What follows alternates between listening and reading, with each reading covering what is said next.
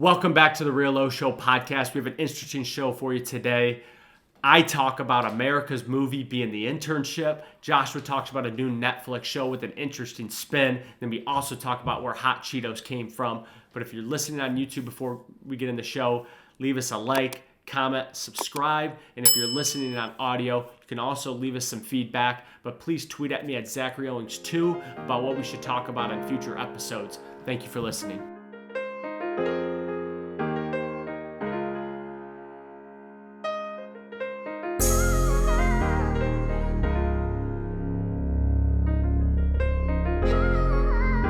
I was just watching this movie. We've talked about it before. The movie, The Internship, with Owen Wilson and Vince Vaughn. That is America's movie. That is the American dream. They were middle-aged guys, lose their job because it was a dying industry, in the internet world, no idea what they're gonna do, don't know where to go. They find these, not jobs, legit internship with Google. Obviously, the people at Google think they're crazy to do it. Everybody at the internship thinks they're just old dinosaurs. Even their teammates early on don't believe in them, but they believe in themselves the whole time. And I think that is the dream of America. And I think people get it twisted where it's not getting rich. It's not having millions of dollars and it's not having this big house.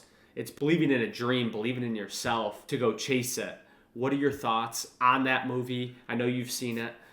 What do you think of what I'm saying about it? Yes. First thought, I agree with you. Second thought, great film, hilarious. Vince Vaughn can do no wrong. He's hilarious. Owen Wilson and Vince Vaughn together, jokes. Yeah, for sure.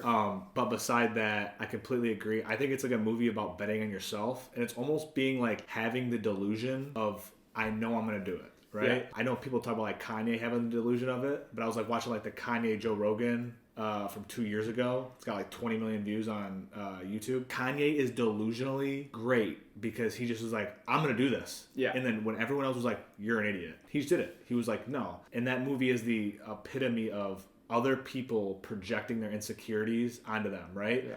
If they were that old or if they were doing it in that way, they'd be like, oh, I could never do it. Well, no shit, you could never do it with that mindset. I think the best part about it is how they spin it the whole time, where people are directly making fun of them, and it's like they don't take it. It's just it's automatically rejected. They never take it as that. They're very in tune to it. And I sit there and I think we talked about this months ago before we kind of moved out here, because we were kind of interns for a little bit, and I was like, man, this is kind of us. Obviously, we're not 50 years old. It wasn't it wasn't at Google. But it was. But it was in a way, it was a way to almost spin what we were doing, because in a sense, we did kind of take a step back to our roles that we were doing. We were residents. That's literally what we came in as. Whereas, we had full-time jobs before where we weren't that. We had higher titles, we were making more money, and we kind of stepped down. But I feel like it's a great film for everybody to watch. And obviously it's funny. It's funny. It's in a great light. Like you said, Vince Vaughn, Owen Wilson, they do a great job. Vince Vaughn is great. Yeah.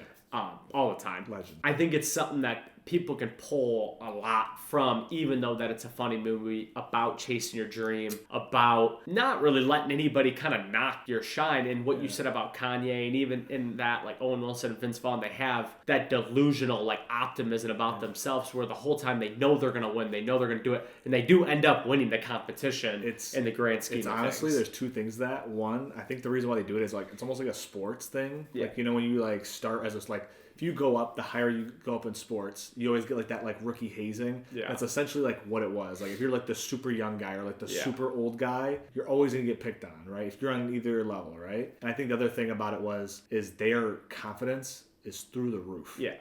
They have the utmost confidence. And I think that plays with everything. And to just do another frame of an example, check out a guy like Trevor Lawrence, for example. Last year, had an okay year. He was this big, sought-after person. I was a hater. I still like to hate on him a little bit, but I will say this. You look at his stats from last year to this year, every single thing, he either doubled or cut in half. And by what I mean is the stats that you should go up, he doubled. The stats that he should have went down, he cut in half. His TDs up double, interceptions down a half. All of his yards up double. So it's things like that. It's confidence. It's all between the years. He was still the same player. It's not like he just was I got so much better over there. It's between the years, and it's like this. Those guys won in the end because it's all between the years. When everyone else was giving him hate, they were like, nah, fuck that. I know who I am inside. And I think that is the tell sign of a winner.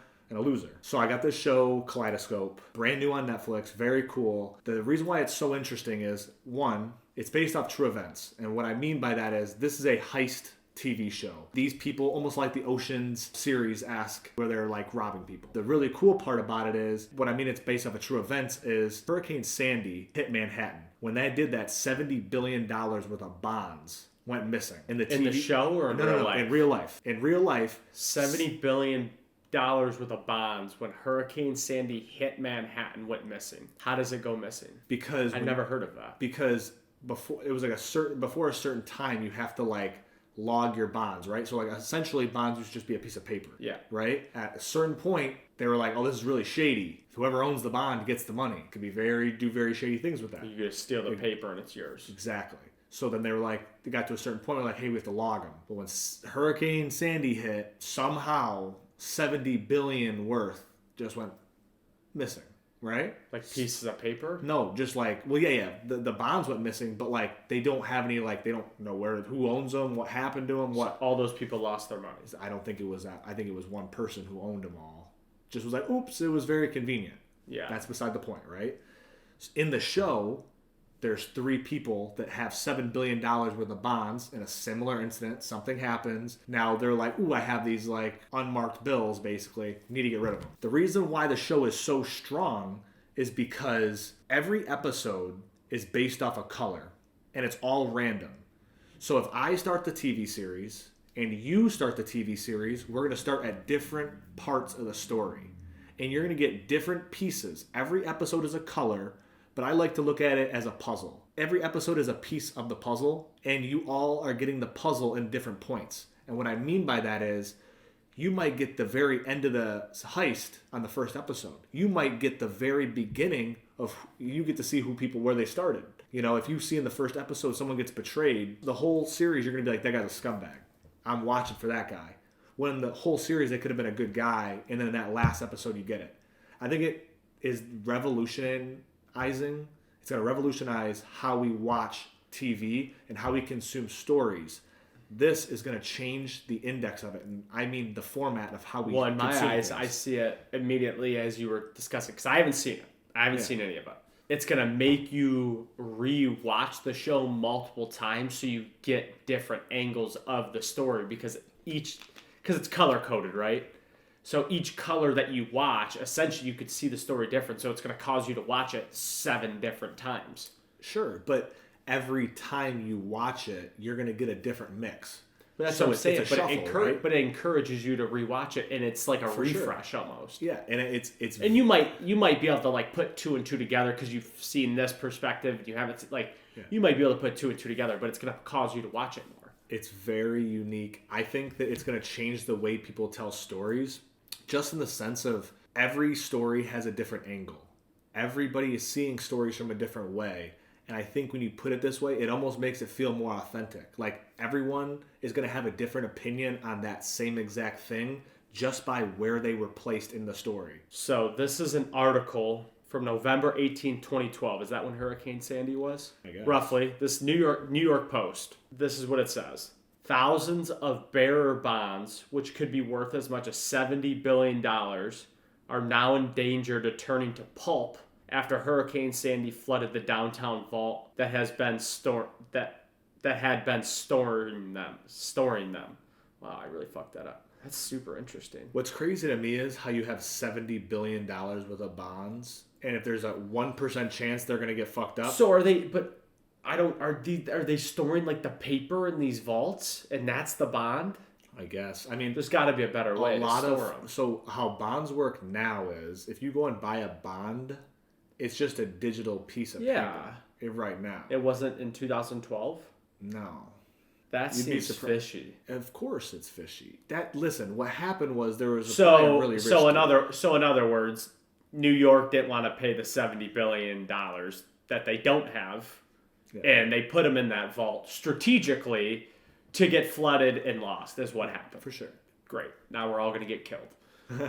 So we were talking the other day at work, Joshua, about how Hot Cheetos were invented. And you were like, I thought this was like general knowledge, honestly. This is not general knowledge. So apparently, and I've done some research since, because you were like, oh, this isn't general knowledge. It made me go do more research, because I'm like, bro, what type of evil genius shit am I on right now? Apparently, a janitor was the one who came up with the idea for Hot Cheetos for Frito-Lay. Now, it is real that a janitor did go from janitor to exec. But through further investigation, it's like not really the truth. But the guy they said who did it, Richard Montanez, we'll pop it up, wrote books, went on like motivational like speaking tours with it. And obviously there's propaganda to like make you want to go fucking eat Hot Cheetos. Right. It was run on all the like most popular networks. But the moral of the story, whether it's true or false, obviously it's big business. Who knows? The moral of the story is to treat everybody with respect, because you don't know.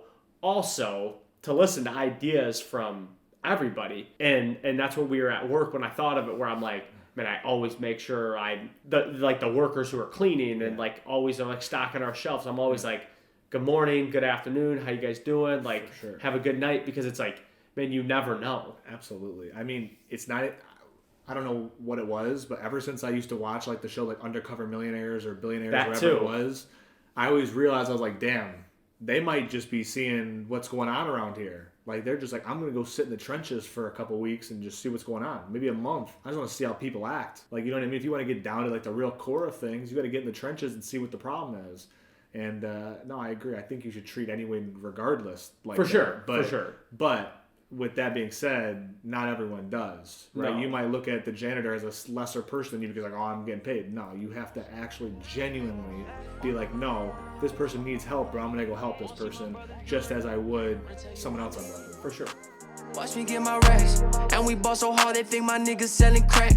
We was pushing packs for 260 a pound. We was down, probably had some product in your town, but now we back. Same straight for all my niggas, for all my fam. And I made about 10 racks up off these features in the end. For my grandma, hope she know that this for you and you and him. For my brothers, for my family, for my mama.